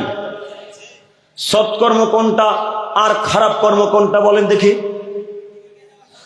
ফকিরকে 10 টাকা দেওয়া সৎকর্ম, মাজারে লাল চাদরে টাকা দেওয়া, 10 টাকা দেওয়া, এটা হচ্ছে খারাপ কর্ম। আবারও দেখাচ্ছি সৎকর্ম কাকে বলে। আল্লাহ তাআলা বলছেন সৎকর্ম করবে। আপনি 2 রাকাত সালাত মসজিদে আদায় করলেন, 2 রাকাত নফল সালাত বাড়িতে আদায় করলেন, আবার গিয়ে 2 রাকাত সালাত মাজারে কবরের সামনে আদায় করলেন। দুটাই আমল, দুটাই আমল, কিন্তু দুইটা আমলে পার্থক্য আছে না নেই? আছে। বাড়িতে বা মসজিদে নফল যে 2 রাকাত সালাত আদায় করলেন, এটা হচ্ছে সৎ কর্ম। আর মাজারে গিয়ে কবরের সামনে গিয়ে যে 2 রাকাত সালাত আদায় করলেন, এটা হচ্ছে খারাপ কর্ম, শিরকি কর্ম। এই জন্য আমাদের নবীকে আল্লাহ বলছেন সৎকর্ম করবেন। তাই আমি আপনাকে এই আয়াতের ব্যাখ্যাতে বলতে চাচ্ছি, আপনি সৎকর্ম করুন। যে কোনো মূল্যে সৎকর্ম করা লাগবে, হোক না কেন সেটা ছোট কাজ, হোক না কেন সেটা বড় কাজ, কাজ যেটাই হোক না কেন সেই কাজটা সৎকর্ম হতে হবে। আপনি একটু আমার দিকে তাকান, আপনি মাজারের চাদরে কিয়ামত পর্যন্ত 1 টাকা দান করবেন না। মাজারে লাল চাদরে বা সাদা চাদরে বা নীল চাদরে রাস্তাতে যেতে যেতে 1 টাকা দান করবেন না।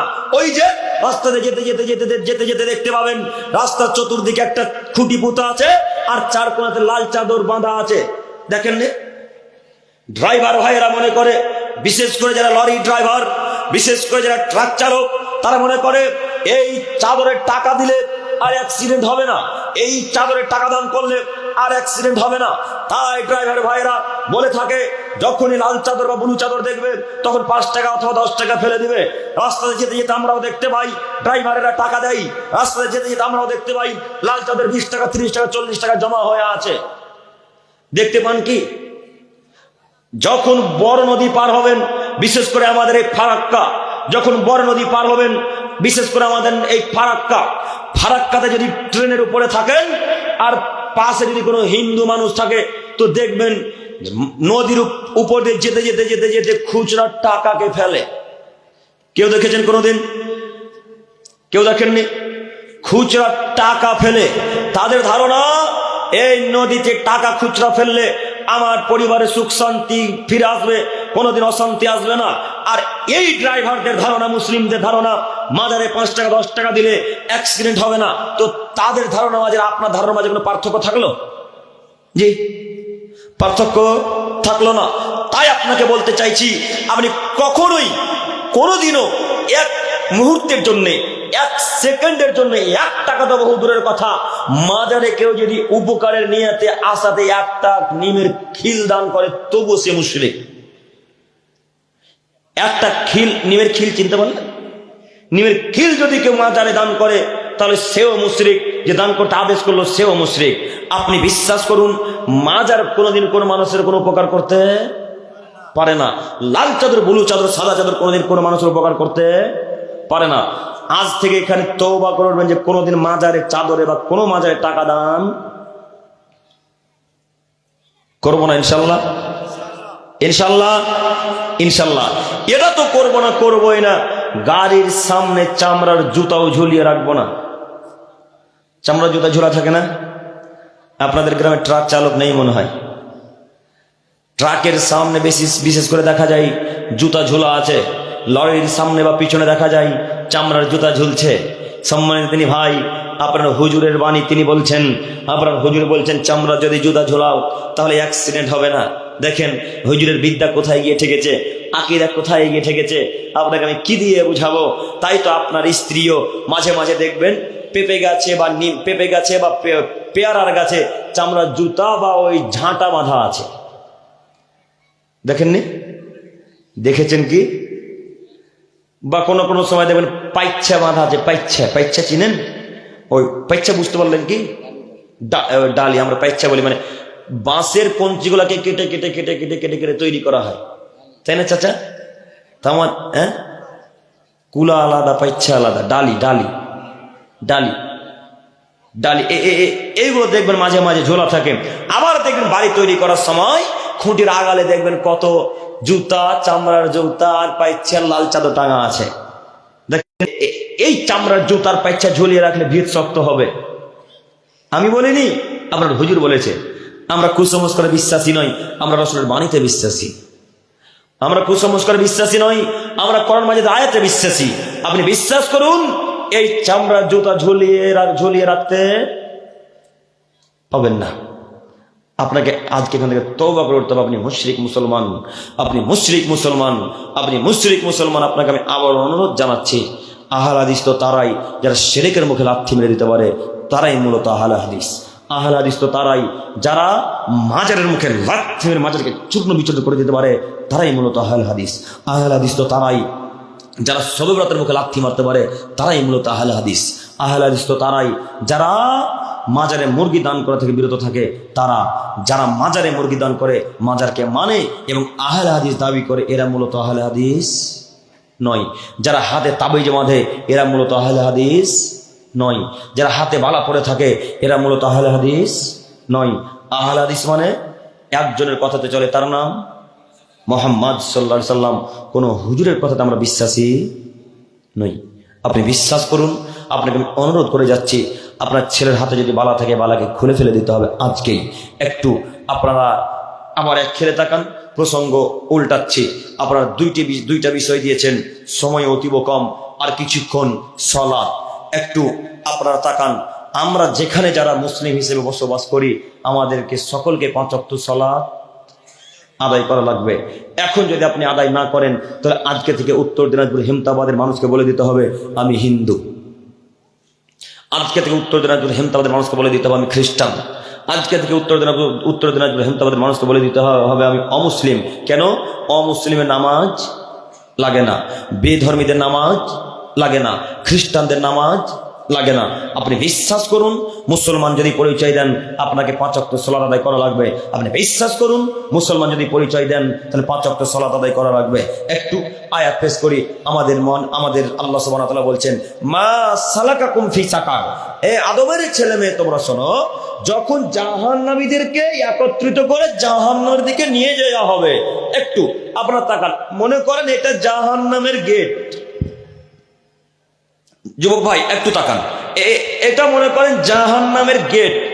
এই জাহান্নামের গেটের সম্মুখে যখন জাহান্নামীদেরকে একত্রিত করে হাঁকিয়ে নিয়ে আসা হবে, তখন জাহান্নামের যিনি গেটম্যান, জাহান্নামের গেটম্যানের নাম কি বলেন দেখি? মালিক। এই জাহান্নামের গেটম্যান সমস্ত জাহান্নামীদেরকে উদ্দেশ্য করে বলবেন, মা সালাকাকুম ফি সাকার। এই জাহান্নামীরা, তোমরা শোনো, তোমরা কেন জাহান্নামে এসেছো একটু বলো। তখন তারা সবাই এক বাক্যে উত্তরে বলবেন, ক্বালু লাম নাকু মিনাল মুসাল্লিন। আমরা নামাজ পড়তাম না, এই কারণে আমরা জাহান্নামে এসেছি। আর কেন এসেছো? ওয়ালাম নাকু নুতিমুল মিসকিন। আমরা ফকির মিসকিনকে খাদ্য খেতে দিতাম না, এই কারণে জাহান্নামে এসেছি। আর কেন এসেছো? আমরা অন্যায় অবিচার করতাম, এই কারণে এসেছি। এইভাবে সিরিয়াল বাই সিরিয়াল কথা যেতে আছে। এখানে 2টি কথা। এক, জাহান্নামের গেটম্যান জাহান্নামীদেরকে জিজ্ঞাসা করে, তখন সবাই উত্তরে বলবে, মুসল্লিন, আমরা নামাজ পড়তাম না, এই কারণে জাহান্নামে এসেছি।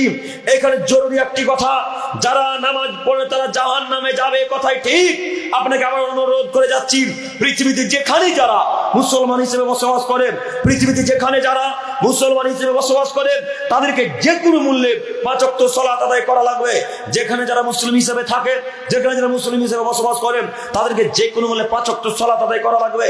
মুরব্বী সাহেব, যুবক ভাই, আমি আপনার দিনী ভাইয়ের মতো, আমি আপনার ছোট ছেলের মতো, আপনি বিশ্বাস করুন, পৃথিবীতে যতদিন বেঁচে থাকবেন ততদিন নামাজ জরুরি, পৃথিবীতে যতদিন বেঁচে থাকবেন ততদিন সালাত জরুরি, পৃথিবীতে যতদিন বেঁচে থাকবেন ততদিন সালাত জরুরি। সালাত ছাড়া নিজেকে মুসলমান দাবি করা যাবে না।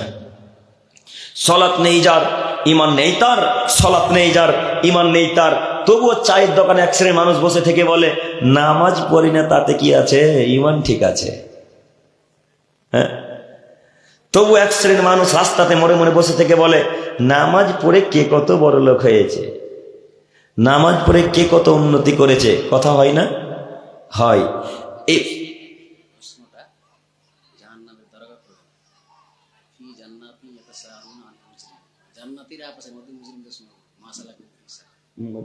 জিজ্ঞাসা করবে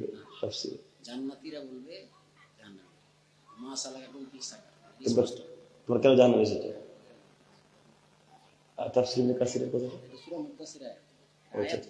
আচ্ছা, আমি যেটা বললাম এটা তাফসীর কাসির থেকে বললাম। জাযাকাল্লাহু খাইর। একটু আপনারা আমার দিকে লক্ষ্য করুন, কোথায় ছিলাম? না না, এটা বললাম তো। জি জি, হ্যাঁ ঠিক, জাযাকাল্লাহু খাইর। তবু এক শ্রেণীর মানুষ বলে যে সালাত আদায় করি না, তাতে কি আছে, ঈমান ঠিক আছে। আচ্ছা, এবার আপনাকে দেখাই, যারা 5 ওয়াক্ত সালাত আদায় করে তাদের পরিপূর্ণ ঈমান থাকে না, যারা 5 ওয়াক্ত সালাত আদায় করে তাদের পরিপূর্ণ ঈমান আছে কিনা বলতে পারি না। একটু দেখায় আব্দুল করিম সাহেব, 5 ওয়াক্ত সালাত আদায় করে ঈমান নেই মানে একটু দেখিয়ে বলে যাবেন। জি, একটু দেখিয়ে বলছি। আবু হুরায়রা রাদিয়াল্লাহু তাআলা আনহু বলেন রাসূলুল্লাহ সাল্লাল্লাহু আলাইহি সাল্লাম বলেছেন লা ইয়াসরাবুল খামরা হিনা ইয়াসরিবুহা ওয়া হুয়া মুমিন। যখন কোন মানুষ নেশাদ্রব্য খায় পান করে তখন তার অন্তরে ঈমান আছে, কথা ইসলাম মেনে নেয় না। হাদিস বুখারী মুসলিম। যখন কোন মানুষ চুরি করে তখন তার অন্তরে ঈমান থাকে, এই অবস্থায় চুরি করে, কথা ইসলাম মেনে নেয় না। যখন কোন মানুষ নেশাদ্রব্য খায় পান করে তখন ঈমান থাকা অবস্থায় নেশাদ্রব্য খায় পান করে, কথা ইসলাম মেনে নেয় না। যারা 5 ওয়াক্ত সালাত আদায় করে তারা বিড়িও খায়, গুলো খায়, নামাজও পড়ে। এবার বলেন যারা 5 ওয়াক্ত সালাত আদায় করে তাদের পরিপূর্ণ ঈমান আছে কিনা? কথা বোঝাতে পারিনি। যারা 5 ওয়াক্ত সালাত আদায় করে তাদের পরিপূর্ণ ঈমান নেই, আর আপনি বলছেন ঈমান আছে, মানে অসম্ভব। আপনার কথাটাই মিথ্যা। যারা নামাজ পড়ে তাদের ঈমান নেই, যারা নামাজ পড়ে তাদের ঈমান নেই। কতটুকু ঈমান আছে? আল্লাহ এক, আল্লাহ সপ্তম আসমানে থাকেন, কবরের আযাব সত্য, জাহান্নাম সত্য, জান্নাত সত্য, এই ঈমান আছে। কিন্তু সালাত না আদায় করলে ঈমানটা যে কাজে আসবে না। কথা কি আমার বোঝা গেল? ঈমান মানে কি বলেন তো? বিশ্বাস করা। ঈমান মানে বিশ্বাস, আল্লাহ আছে এক, এটা ঈমান। মেনে নিলে যে আল্লাহ এক, এটা একটা ঈমান। তো সালাত আদায় না করলে এই ঈমানটা কাজে আসবে? তাহলে কিভাবে আপনার ঈমান টিকলো, কিভাবে আপনার ঈমান কাজ করলো? সম্মানিত মুরব্বী সাহেব, আমি আপনার ছেলের মতো আমি আপনাকে আবার অনুরোধ জানাচ্ছি, আজকের পর থেকে এখানে যত মানুষ বসে আছি আমরা সকলেই বাজামাত 5 ওয়াক্ত সালাত আদায় করার চেষ্টা করবো ইনশাআল্লাহ, ইনশাআল্লাহ, ইনশাআল্লাহ। এখানে সাথে সাথে আরো একটা আমি আপনাদেরকে উপদেশমূলক কথা বলি। এর পরবর্তীতে যখন প্রোগ্রাম করবেন, যাকেই নিয়ে আসুন না কেন, এর পরবর্তীতে যখন প্রোগ্রাম করবেন যথাসম্ভব প্রচেষ্টা করবেন 12টার আগে আগে প্রোগ্রাম শেষ করা। কেন বলেন দেখি, কেন বলুন দেখি? আচ্ছা, এখন যদি আমরা প্রোগ্রাম শেষ করি প্রায় 12টা 22 বাজে, এখন আমরা যদি প্রোগ্রাম শেষ করি, শেষ করে এখান থেকে যেতে যেতে বাড়ি ঘুমাতে, খাওয়া দাওয়া, পান করতে, পেচ্ছাপ পায়খানা করতে করতে আনুমানিক 1:30, তাই না? বা 1টা বাজে। 1টার আগে তো কখনোই হবে না, 1:30 হবে। এখন যদি আমরা 1:30 2টার দিকে ঘুমাই, আমরা আর ফজরে উঠতে পারবো? জি, কথা বলেন একটু। কথা যদি না মিলে তখন আপনারা হ্যাঁ হ্যাঁ না, আর উঠা যাবে? উঠা যাবে না। আমরা তো কত দিন 9টা 10টা 11টার দিকে ঘুমাই, তবুও ফজর কাজা হয়ে যায় মাঝে মাঝে, তাই না? তো 2টা 2:30টার দিকে ঘুমিয়ে সারা রাত্রি জালসা করে ফজরে উঠতে পারবেন, এটা আশা করা যায় না। সারা রাত্রি জালসা করতে হবে, এটাও ঠিক নয়। যদিও এখন আলহামদুলিল্লাহ মানুষ অনেক বুঝেছে। আগে তো দেখেছি সারা রাত্রি জালসা হয়েছে, আগে এই বছর একটা প্রোগ্রাম চলেছে, আপনারা ওই ফারাক্কার পাশে একটা বৈষ্ণবনগর বলে থানা আছে, চেনেন কিনা? ওটা মালদা জেলা, কিন্তু থানা বৈষ্ণবনগর। সেখানে সারা রাত্রি জালসা করেছে, যদিও আমার সময় ছিল রাত্রি 10:30 থেকে 11:30, 12টা পর্যন্ত। তো সারা রাত্রি জালসা করার কি মানে? না শ্রোতারা বুঝবে, না বক্তা কিছু বলবে ভালো করে, না মানুষ আমল করার চেষ্টা করবে। সবাই তো এরকম সবাই তো ঘুমাবে, কে কি কথা শুনবে? আমার উপদেশ যদি ভালো লাগে মেনে নেবেন, নইলে লাথি মেরে ড্রেনে ফেলে দিবেন অথবা মাটিতে পুঁতে দিবেন ইনশাল্লাহ। তবে আমি আবারও আপনাদেরকে অনুরোধ করব, আমি আপনাদের ছেলে হিসাবে, যে পরবর্তী প্রোগ্রাম 12টার আগে আগে শেষ করবো ইনশাল্লাহ। ইনশাল্লাহ। সম্মানিত মুরব্বী সাহেব, আমি আর সময় বিলম্ব করতে চাইছি না, সামনের দিকে এগিয়ে যেতে চাইছি না। আমি শেষ পর্যায়ে এসে একটা কথা আপনাদেরকে বলতে চাচ্ছি, যে আমরা যে এতক্ষণ যাবত বক্তব্য শুনলাম, আমার আরো অন্যান্য ওলামায়ে কেরামগণ এসেছিলেন, বক্তব্য দিচ্ছিলেন, সে বক্তব্য অনুযায়ী কতটুকু কি অনুধাবন করতে পেরেছিলেন বলতে পারছি না। তবে আজকে এখানে 2টি বিষয় ফুটে উঠেছে। এক, হালাল ইনকাম, ইবাদত, দোয়া কবুলের শর্ত। আর একটি হচ্ছে সালাত।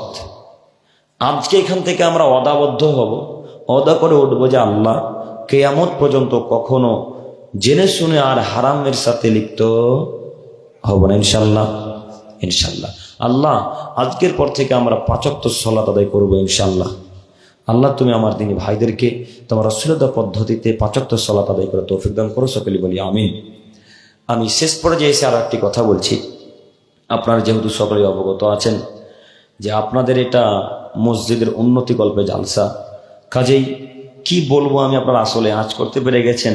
যদিও আমি বলি না, আপনাদের রিকোয়েস্ট বলতেই হবে। তো আপনাদেরকে অনুরোধ করে যাচ্ছি, কেউ এখান থেকে খালি হাত ফেরত যাবেন না। যে যতটুকু পারবেন অবশ্যই অবশ্যই দিয়ে যাবেন। 10 টাকা, 20 টাকা, 100 টাকা, যার যতটুকু সামর্থ্য, জোর নয়। না কারণ নাম ঘোষণা করা হচ্ছে কি নেই, না জোর নয়। আপনারা যে যতটুকু পারবেন অবশ্যই দিয়ে যাবেন, অথবা সকালে দিয়ে যাবেন, এখন লিখিয়ে যাবেন। আর দিয়ে গিয়ে একটু বসে যাবেন, দোয়া বললে তারপরে উঠবেন। কেন? আল্লাহ নবী সাল্লাল্লাহু আলাইহি সাল্লাম বলছেন যে এই দোয়া উঠার পূর্বে বলতে হয়, আর উঠার পূর্বে এই দোয়া বলে যদি উঠে যায় ছিল, সেই নিয়াতে আশাকে আমাদের আল্লাহ সুবহানাহু ওয়া তাআলা পরিপূর্ণ করবেন। তাহলে অবশ্যই আমরা দোয়া বলে উঠবো ইনশাল্লাহ। ইনশাল্লাহ। আসুন এক এক করে যে যতটুকু পারবেন দিয়ে যাবেন এবং আমার সাথে মুসাফা করে যাবেন অবশ্যই।